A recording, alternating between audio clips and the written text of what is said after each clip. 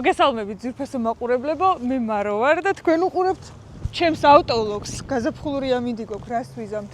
მთელი თვეა ამინდი ვერ გამოვიყვანეთ იმისათვის, რომ ვიდეო გადავიღოთ, კიდევ კარგი დაგროვილი გქონდა რაღაც მასალა და ასე ვთქვათ, მარტი და აპრილის პირველი ნახევარი გადავაგორეთ და აი როგორც იქნა ცოტა მოწმენდილი ამინდი და მზე რომ გამოვიდა, უკვე ქარსაც აღარ დავეძებდით, ეგრევე გამოვიდით ვიდეოს გადასაღებად. ძალიან დიდი მადლობა, რომ ხართ აქ ჩვენთან ერთად, გვიყურებთ და აქ ერთი რაღაც უნდა გთხოვოთ, რისით თქონდათ ყოველთვის მავიწყდება ხოლმე და სიმართლე გითხრათ, უფრო ეხლა ვხვდები, რამდენად მნიშვნელოვანია ამ თხოვნის გაჟღერება, როდესაც მე თვითონ მივხვდი მე ჩემი როგორც მაყურებლის კვალობაზე, რომ მეც მქონია შემთხვევა კრეატორს ვუყურებდი, ძალიან აქტიური მაყურებელი ვიყავი მისი, მაგრამ აქ თუმე არ მქონდა გამოწერილი, სანამ ამ ადამიანმა პირდაპირ არ მითხრა, რომ შენ შეიძლება ჩემი არხი გამოწერილი არ გქონდეს. შენ შეიძლება ეხლა ჩემი არხი გამოწერილი არ გქონდეს, ამ დროს ჩემი მაყურებელი იყო, ამიტომ ეხლა დაწყაპუნე არხის გამოწერაზე, რითიც მე ძალიან დიდ мотивაციას მომცემ და დავიწყოთ. დღეს ცოტა ისეთი ვარცხნობით ვიქნები წარმოდგენილი ქარის დამსახურებით. მოკლედ ეხლა რატო ვირჩიეთ ეს მანქანა?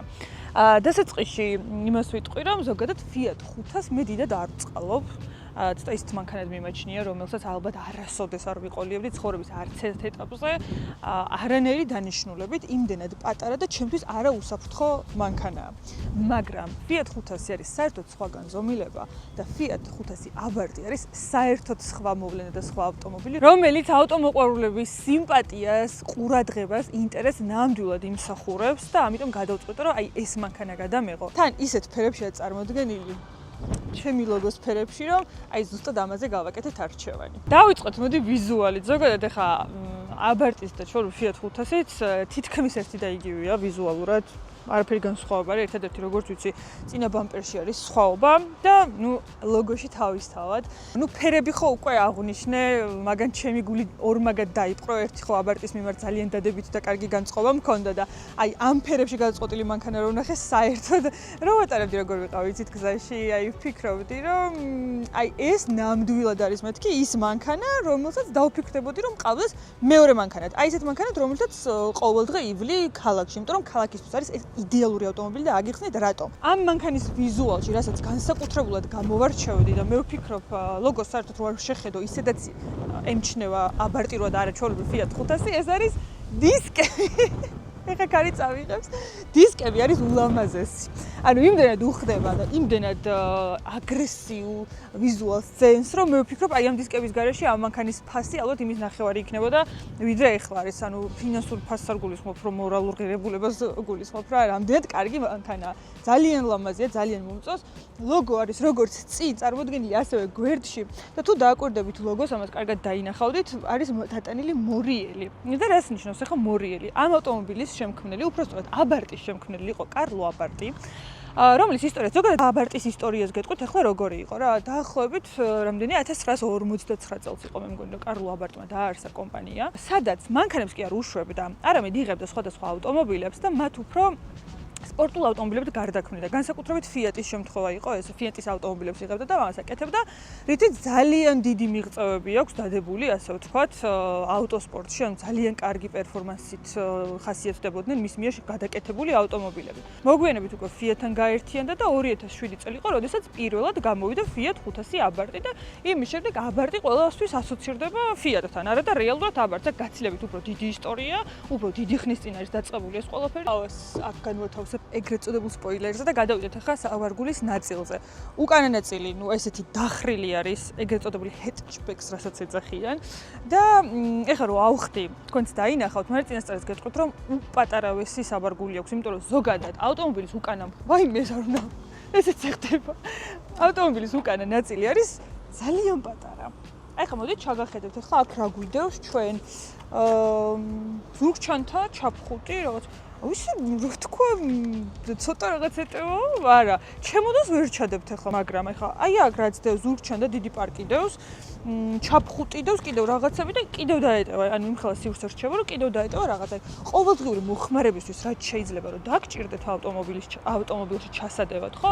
მაგაში დისკომფორტი არ შეგექმნებათ. ახლა არ ვიცი დღის განმავლობაში რა უნდა გქონდეთ გადასატანი, ასე ვთქვათ, ქალაქში, A პუნქტიდან B პუნქტამდე, რომ აქ ვერ მოათავსოთ. უბრალოდ ავტომობილის ვიზუალი არის და ზოგადად დიზაინი და კონფიგურაცია ისე გადაწყვეტილი, რომ დაახლოებით 3/4 მაინც არის დათმობილი წინა მხარეზე, გულისხმობ ძღოლის მესამისა და წინამგზავრისა და ასევე კაპოტის ნაწილზე და უკან არის დატოვებული უპატარავესი ადგილი. და ეხლა უკან რო ჩავჯდებით, აი მაგას მივხვდებით და ერთ ისტორიასაც მოგიყვებით მაგასთან დაკავშირებით. ხა მე უნდა შევეტენო აქ სრული ამ სიტყვის მნიშვნელობით.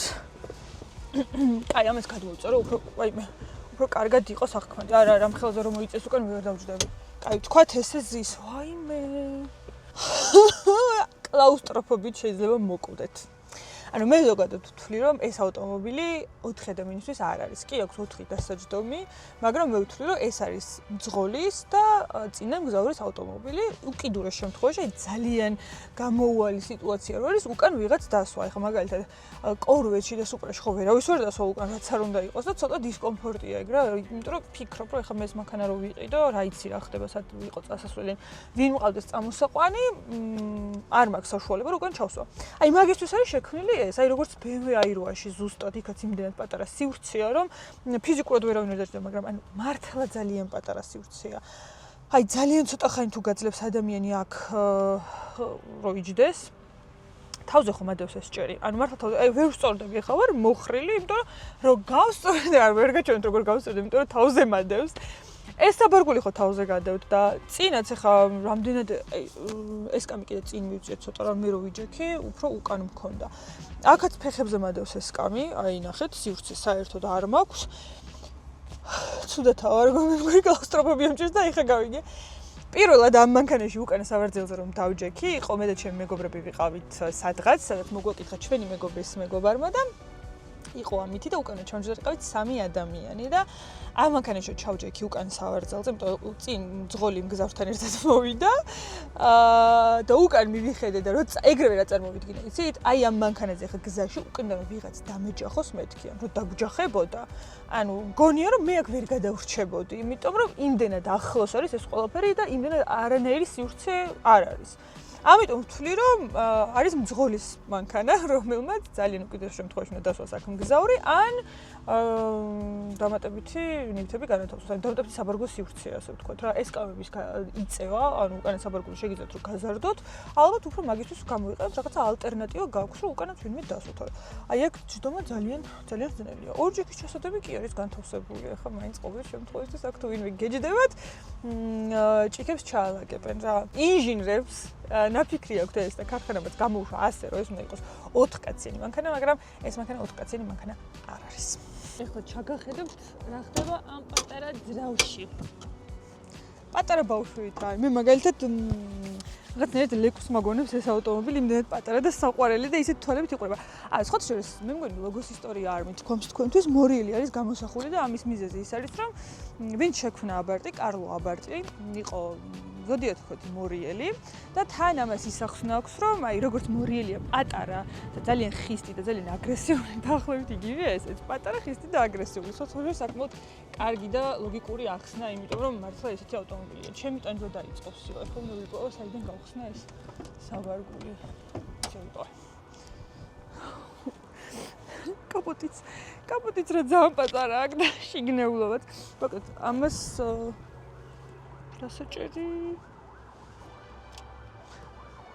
მე რასაუდებოდი იცი აი ხა იქედან მომეღო და ძალიან დიდი ზნა ჩამერჭო კაი აქ აი ქუნდა ხო შევიპოვეთ მოკლედ ეს არის ძრავი ნახეთ აქ ძრავის ხუფსეც რო ის არის მორიელი არის გამოსახული ესე იგი საკმაოდ დიდი მნიშვნელობა ენიჭება ამ ავტომობილის ლოგოს შინაარსს და ახსნას და ხასიათს ძალიან უკავშირდება მოკლედ ეს ავტომობილი არის 1 და 4 ტურბინიანი ძრავა რომელიც გამოიმუშავებს 165 ცხენის ძალას და ალბათ დამეთანხმებით რომ აი ამ პატარა ავტომობილისთვის 165 ცხენის ზალა საკმარისზე მეტიც კი არის მაგრამ აი წვასთან დაკავშირებით თუ რა თქმა უნდა არ იცით რამდენს წვავს და აქამდე არ მოგიძიებიათ დარწმუნებული რომ ყველას წარმოდგენა გაქვთ რომ პატარა მანქანა და ალბათ 2-3 ლიტრს დაწვავსო რეალურად სამწუხაროდ ესე არ არის იმიტომ რომ ეს ავტომობილი საშუალოდ 7-8 litrს წვავს 7 ლიტრი არის ტრასაზე 8 ლიტრი არის ქალაქში ნუ ეს რაც უწერია მაგის იქით უკვე ალბათ მძღოლზეც არის დამოკიდებული უბრალოდ ეს ყველაფერი იმიტომ რომ იცით რამდენი კილოა ეს ავტომობილი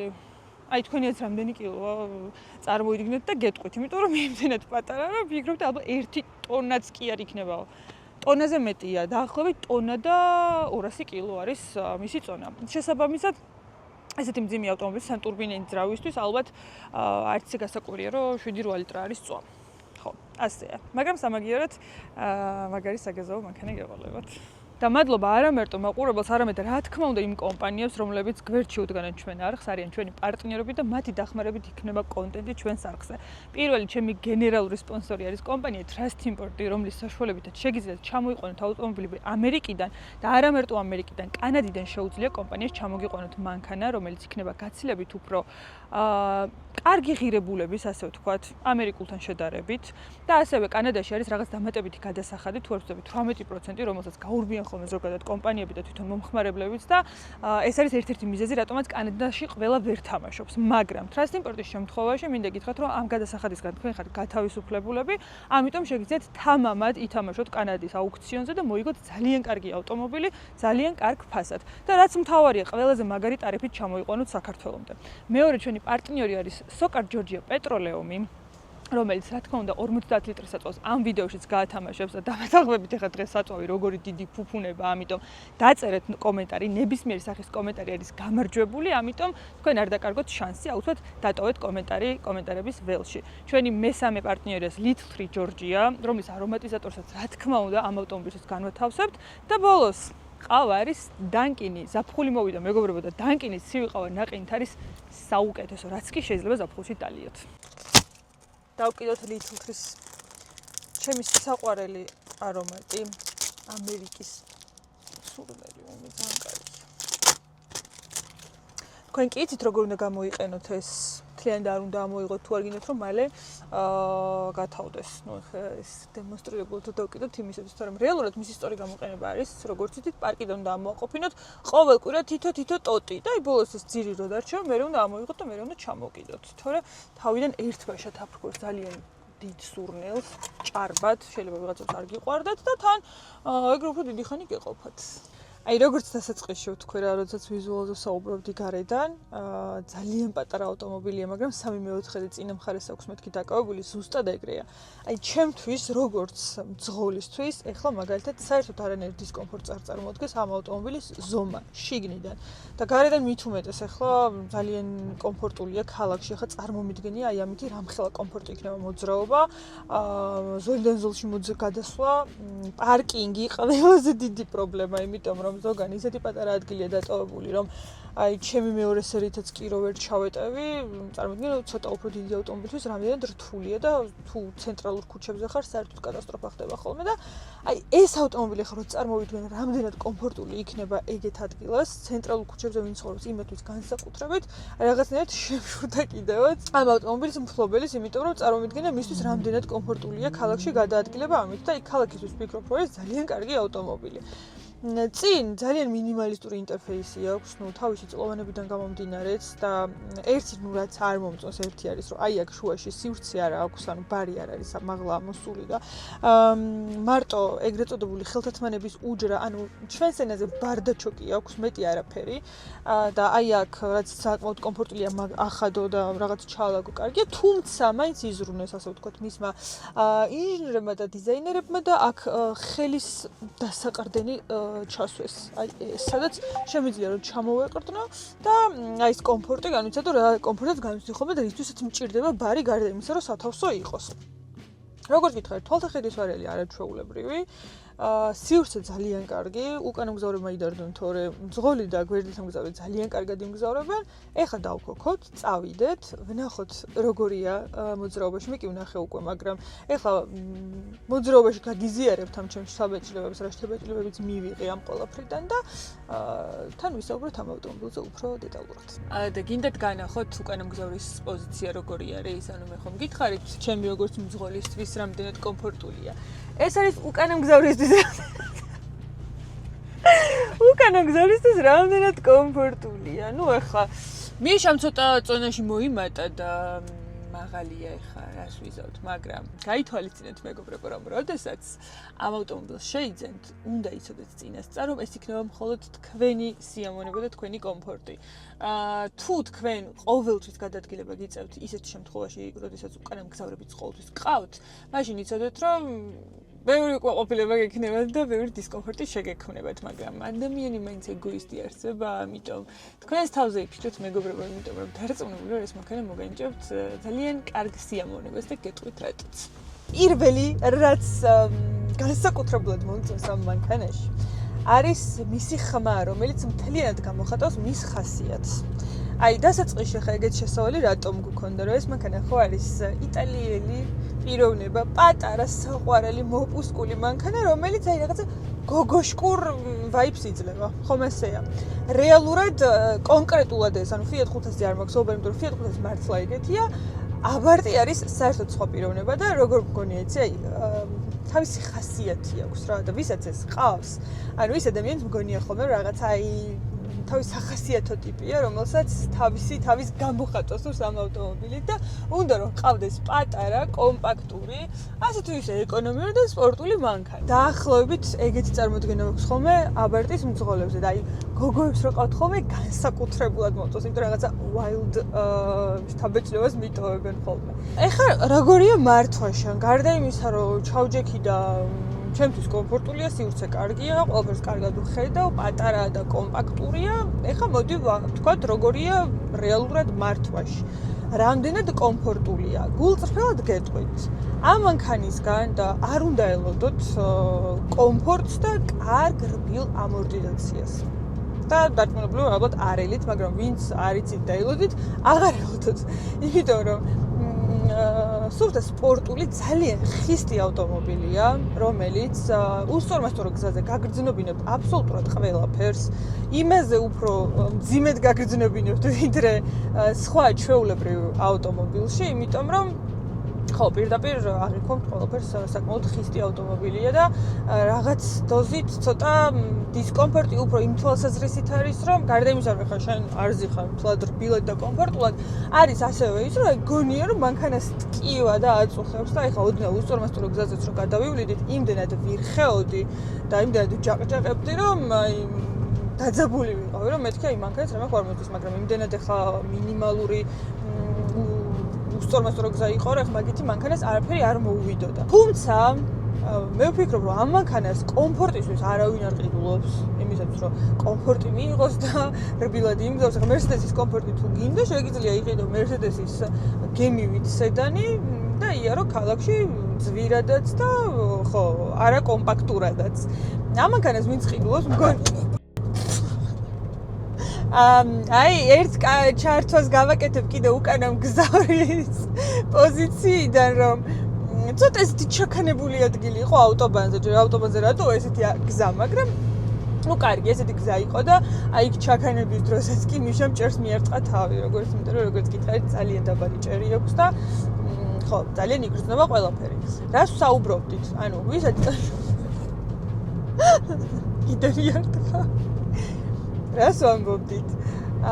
ვინც ამ მანქანას ყიდულობს, დარწმუნებული რომ ყველას სურვილი, როგორც გვახსენე არის ის, რომ ყავდეს ძალიან კომპაქტური ავტომობილი, რომლითაც ქალაქში გადაადგილება იქნება სიამოვნება, აი ტანჯვეკიანა სიამოვნება იქნება, აი მართლა A პუნქტიდან B პუნქტში გადასაადგილებელი საშუალება იქნება, რომელიც არ დაგტანჯავს. არც მისი გაბარიტების გამო დაიტანჯები, რომ აბა ეხლა დავაპარკინგო და იქ ვერ შევეტიე და ვიწრო ქუჩაზე იქ ვერ გავიარე. აი ძველ თბილისში რო ვიყავით კადრები, სადაც დავიწყეთ, ისეთ ვიწრო ქუჩებში გავდიოდით, რომ აი სხვა ავტომობილით ალბათ მან შეძლოს ვერც გავრისკავდი, იმიტომ რომ სათუო იქნებოდა როგორ გავეტეოდი და თუ გავეტეოდი ძალიან დიდი ძალისხმევის დახმარებით, იმიტომ რომ არსად გავუსვა არაფერს გაედო და ასე შემდეგ. ეგეთი რაღაცებისთვის არის ძალიან დიდი კომფორტი. თუ ვიწრო ქუჩებში ცხოვრობთ, თუ ქალაქ ცენტრალურ უბნებში ცხოვრობთ, სადაც პარკინგი ყოველთვის გიჭირთ, ეს მანქანა არის არაჩვეულებრივი გადაწყვეტილება და თან ყველაზე კარგი რა არის ისიც რაღაცნაირი მომგებიანი ინვესტიცია ამ ავტომობილის შეძენა და რატომ? ყიდულობ ერთი მხრივ ეგეთ მანქანას და მეორე აი ხანდახან რომ მოგგინდება რომ შენი რაღაცა სპორტული ჟინი დაიკმაყოფილო და ჩააჭირო და ეს ხმა გაიგო განსაკუთრებით ის რომ ჩააჭერა უშვებ და მე ეს უკან რომ მოდის ხმა ეგენი გესმოდეთ ხო აი მაგისთვის მაგისთვისაც გამოდგება ეს ავტომობილი, რაც ძალიან დიდი კომფორტია, იმიტომ რომ ეხლა სად არის იმის ფუფუნება, რა თქმა უნდა, ვიღაცებისთვის არის, მაგრამ არა ყველასთვის, რომ თან ესეთი მანქანა გყავდეს, რომ ქალაქში გადაადგილება მისით კომფორტული იყოს და თან, როდესაც მოგინდება ტრეკზეც წახვიდეთ და ძალიან ისიამოვნოთ. ეს მანქანა ზუსტად ეგეთი და მაგიტომ მე ძალიან მომეწონა. იმდენად მომეწონა ეხა ეს მართლა შორს ამის გაბარიტების მიჩვეულს გჭირდებათ, იმიტომ რომ მე რო ვარ მიჩვეული, შედარებით უფრო დიდ ავტომობილებს, როგორც მგონია, ანუ ისეთ ადგილებში მგონია რომ ვერ გავეტევი. სადაც გავეტევი კი არა, არ ვიცი, 360-ით დავაბზრიალებ ამ მანქანას. იმდენად პატარა არის. იმდენად მომეწონა, რომ მართლა სერიოზულად დავფიქრდი, აი ხა მეთქი ეს მანქანა გადასარევი ვარიანტი იქნება ჩემთვის მეთქი თან მისი პატრონი გაყიდვას აპირებს ამ ავტომობილის. იყიდება თუ ვინმე დაფიქრდებით, შეგიძლიათ დამიკავშირდეთ და იმ ადამიანის ნომერს მოგცემ. ან თვითონ აი ავტოზეთოს განცხადება თუ არ ვწდები, როგორც თქვა, და დავდე განცხადება და ვყიდი უკვე. ავიცი, მე მართლა დავფიქრდი ამ მანქანის შეძენაზე, იმიტომ რომ ჯერ ერთი რომ აი ამ ყველაფერი ყველა კრიტერიუმის გათვალისწინებით რაც ჩამოვთვალე და მეორე ის არის რომ აი ზუსტად ჩემს სფეროებში არის. რაც მე ეს ჩემი საქმიანობა დავიწყე და ეს ჩემი ლოგო გავაკეთე, რომელიც სრულიად შემთხვევით გავაკეთე შავი წითელში, იმის მერე ობსესია მაქვს შავ წითელ მეწყობა ხო, შავ წითელ ყველაფერზე, ტანსაცმელზე, ფეხსაცმელზე, ნივთებზე, ასე შემდეგ და თავიდან როდესაც ამ მანქანას ვეძებდით, აბარც ვეძებდით და ამ მანქანის ფოტოები ვნახე, აი მეგონა რომ ეს მანქანა იყო აი ჩემთვის გამოშვებული, რომ მე უნდა მყოლოდა და არ გამოვრიცხავ. ეხლა რაც მინდა ორი BMW ხო? M6 კიდე არ გაყიდულა, ვისაც გაინტერესებდათ და ვისაც ვინც კითხულობდით. M6 აყენია ისევ დახურულ დაცულ პარკინგზე. არ გაყიდულა. არ ვიცი რა ბედი ეწევა საერთოდ. დაშლასაც აზრი აღარ აქვს, იმიტომ რომ ვიღას რაღაც უნდა შენი 2014 წელი მანქანის დაშლილები, იმიტომ რომ ახალი კანონის თანახმად 2020 წელს პატარა მანქანას ვეღარ შემოვიყვანს და საქართველოში ღმერთმა ყველა დაიფარო სულ რამდენი M6 სერია და M6 უნდა გახდეს ვიზუალურად შესაკეთებელი, რომ მე მისი ნაწილები ამოვყიდო. ვერ არც მანქანა იყიდება, დაშლას აზრი არ აქვს და ჩემი აზრით M6 შემეტენა. ამიტომ გავყიდი მეორე სერიას და ვიყიდი ამას. სადმე რომ მენდომება ცოტა ისეთ ადგილას წასვლა, სადაც კარგი მანქანით, გასაბრანჭი მანქანით მენდომება წასვლა წავალ M6-ით და სადაც მენდომება ისე, სადაც მენდომება ყოველდღე სამსახურში დავდივარ, თან სამსახურში დავდივარ ვაჟაზე, სადაც პარკინგის პრობლემა აღარ ქვია, მაგას კატასტროფა ხდება პარკინგში და მიხარი ახლა მე ჩემი მანქანა ცოტა პატარა და ყველგან ვატევ მეთქი და აი ეს მანქანა რომ მყავდეს, წარმომიდგენია საერთოდ ალბათ არანაირი პრობლემა აღარ იქნება ჩემთვის. ხო და ეხლა იმდენი ვილაპარაკე მაგ თემასთან დაკავშირებით, რომ მე მგონი ვიდეოს დასასრულს მართლა მე ვიყიდი ამ მანქანას საბოლოოდ. კონკურენტს რაც შეეხება, ამ მანქანის კონკურენტი არის Mini Cooperi. ჩვენ Mini Cooperi გადაღებული გვაქვს საკმაოდ ადრე წელიწად ნახევარია თუ არ ვცდები გასული. და მაშინ Mini Cooperi ვიზუალურად ასევე ძალიან მომეწონა, თან კაბრიოლეტი იყო და აი ორმაგად უფრო ლამაზი იყო ის ავტომობილი, მაგრამ ზუსტად იგივე თემა იყო, რაც აბარტის შემთხვევაში. იმდენად ხისტი იყო. აი, რო იტყვი ხოლმე თირკმელები დავყარეო. ისე ვიჯანჯღარეო მანქანა, დაახლოებით ეგეთი მომენტი მქონდა იმაზეც რა. აი, კარტინგის მანქანაო მაგაზე იძახიან ხოლმე და მართლა ეგ არის, ანუ კომფორტს არც იმისგან არ ელოდები, თუმცა მე არც ახლა აბარტი მყოლია, არც Mini Cooperi მყოლია, ყველა შემთხვევაში ვიცი სხვების გამოცდილებიდან და მე ესე ვიცი, რომ Mini Cooperi საკმაოდ პრობლემური ავტომობილია.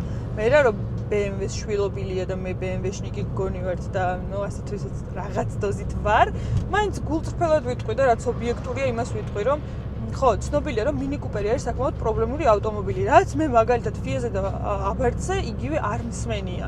შესაბამისად, ალბათ ამ ორს შორის არჩევანს მაინც გავაკეთებდი Abarth-ზე, იმიტომ რომ Mini Cooperi ლამაზი ავტომობილია, მაგრამ მე მაგალითად რო გითხრათ ახლა რაღაცა განსაკუთრებული ნიშნით იმის უფრო მომეწონა მეთქი და დავფიქრდებოდი იმის შეძენაზე თქო, არა იმიტომ რომ ვფიქრდეთ, ამას გაცილებით უფრო ბევრი ბენეფიტები აქვს, ვიდრე mini Coopers თუნდაც ზომიდან გამომდინარე, თუნდაც ხმიდან გამომდინარე, ამისი ხმარი ცალკე მანქანაა ჩათვალეთ და აი ძალიან საოცარია რომ შეხედავ რაღაცა პატარა საყვარელი მოპუსკული მანქანა ჩანს და უცბად რომ დაქოქავს, აერთოდ სხვა ადამიანი წარმოგიდგება რა. ძალიან ისეთი შვიდი წყნარი ადამიანი რო ჩანს გარედან და უცბად ველური რო აღმოჩნდება, აი დაახლოებით ეგეთი მანქანა არის და საკმაოდ ისეთია. კარგად შეგიძლიათ თქვენი ხასიათის გამოხატვა, ასე ვთქვათ, თქვენი სურვილების დაკმაყოფილება და თან სიამოვნების მიღება მისი კომპაქტურობიდან გამომდინარე. ალბათ ყველას გქონიათ მომენტი არა, გადავსებულ პარკინგზე რომ მიხვალთ და ერთ თავისუფალ ადგილს დაინახავთ, მაგრამ ნუ რას უკაცრავად. თქვენ თუ ხართ ის ადამიანი, რომელიც გიждდება ადამიანების ნერვებზე თამაშზე, აი ეს მანქანა უნდა გყავდეთ და ეგ ძალიან კარგად გამოგივა. მოკლედ, ჩვენი დღევანდელი ვიდეო იყო ეს. დამიწერეთ კომენტარებში თქვენ რას ფიქრობთ ამ ავტომობილზე და აი შეიძენდით თუ არა, გენდობთ თუ არა რომ ყოლოდეთ ეს ავტომობილი. თან იცოდეთ რომ ყველა კომენტარი არის მომგებიანი, ვინაიდან ამ ვიდეოში თამაშდება სოკარის 50 ლიტრის საწვავი. ამიტომ არ გაუშვათ ეს შანსი ხელიდან, დააკომენტარეთ და გახდეთ ის ერთი იღბლიანი. ამ ვიდეოში თორე ისე ბევრი იღბლიანები გვეყოლება. აბა დროებით, მომავალ შეხვედრამდე.